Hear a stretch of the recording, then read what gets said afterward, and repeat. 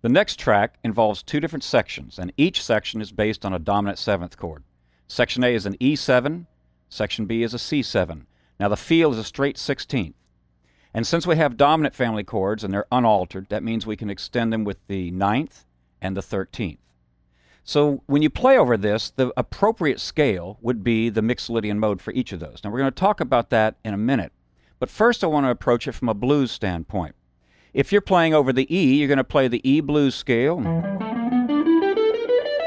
We've got that diagrammed out for you. And then when you go to the C7, I've explained this in some other lessons, by the way, and it's a very important move.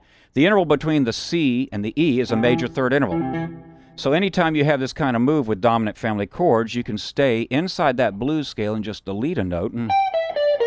So you'll delete the B note. You have two of them in that position, so that ends up being a 13th arpeggio, the C13th, without the root. So this enables you to maintain that blues flavor throughout.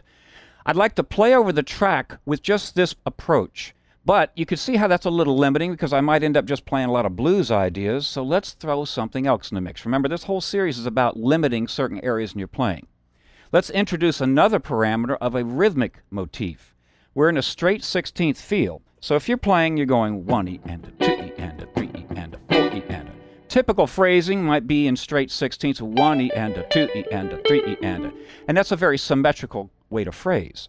So we are going to break this up a little differently. We're going to break it up so that we have a dotted quarter note approach, meaning you have 6 16th notes. 1E and a 2E and a 3E and a 4E and a. So it goes on like that, and it cycles over what's being played.